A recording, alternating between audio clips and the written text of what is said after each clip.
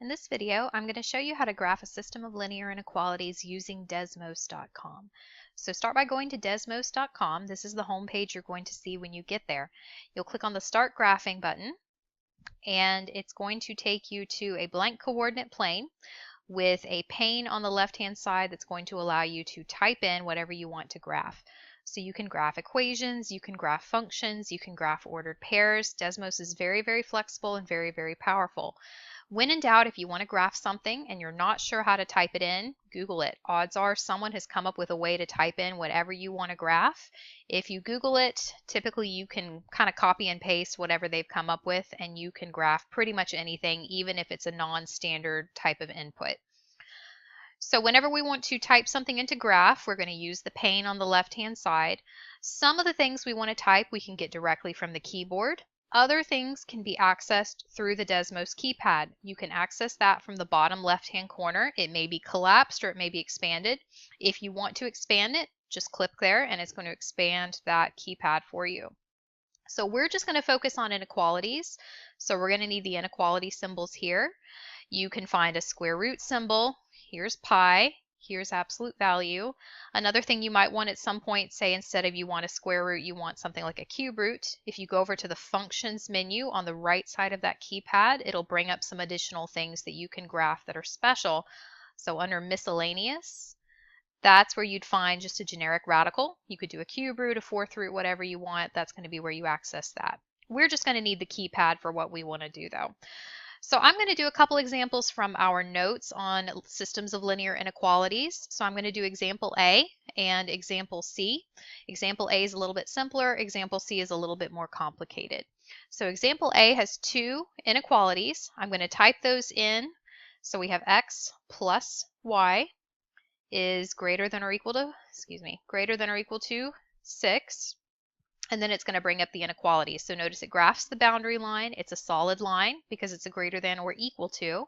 And then it shades one of the half planes based on the inequality sign we have. So let's look a little bit more closely at what it's actually graphed. So we've got the highlighted region as graphed. And then it's also highlighted some of the key points. In this case, it's highlighted the intercepts for our boundary line. When we transfer this graph onto a sheet of paper, having those intercepts is going to be an easy way to transfer this graph a little bit more accurately. So as long as whatever you typed in is highlighted on that pane, you can see those key points. So we have a y-intercept at 0, 6. We have an x-intercept at 6, 0. So those are going to be some of the key points. Now when we graph a system of linear inequalities, we're also looking for locations where graphs intersect. So having these key points highlighted, it'll highlight not only intercepts, but it'll also highlight points of intersection. So that's going to be really, really helpful for us. Say we want to look more closely at a particular portion of the graph. Maybe we want to look a little bit more closely at the y-intercept. I can drag. So hold down your cursor. You can drag the coordinate plane to wherever you want. You have buttons to zoom in and to zoom out. Just keep in mind, if you zoom in or zoom out, it does potentially change the scale that you're looking at. So make sure you interpret accordingly based on how it may have changed your scale. Now, if you want to go back to the standard view centered there at the origin, you just choose the home button and it'll take you back to that standard view. Okay, so we've got one inequality. We have a system though. So I'm going to click on the next entry in that pane and I'm going to type in my next inequality, which is 2x minus y is greater than or equal to 0. And notice it'll graph that inequality in the same coordinate plane and the regions are overlapping. Now one thing I don't particularly love about the current view is the fact that the inequalities are graphed in different colors. That may not bother you, but once we have more inequalities on the coordinate plane and we're looking for truly fully overlapping regions, having different colors may make that a little bit difficult to determine. So what I like to do is I like to change my graphs so that they're all in the same color, and I typically just choose black and grayscale. If you want to change the colors of your graphs, you have a settings option in the pane where you type in your inequalities. So I'm going to choose the little wheel, and that's going to allow me to edit some of the things in my graph. So on the left-hand side, we have the colors that have been chosen for our two inequalities. As you continue to type things, Desmos automatically changes colors for you.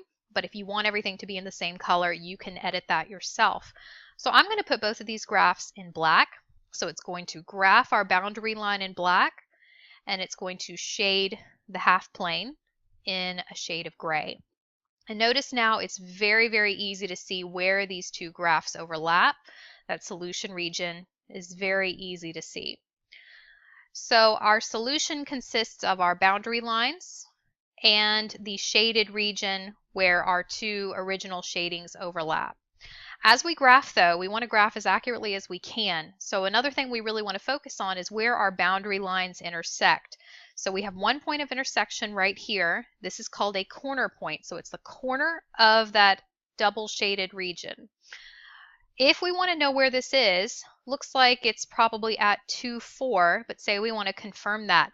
Remember, if you click on one of the entries in your pane over here, it's going to bring up some of the key points on that graph. So not only does it bring up the intercepts, which we already saw, but because we now have two graphs, it's going to highlight points of intersection as well. So we can confirm that that corner point is at 2, 4, and that's going to help us draw a more accurate graph on our paper.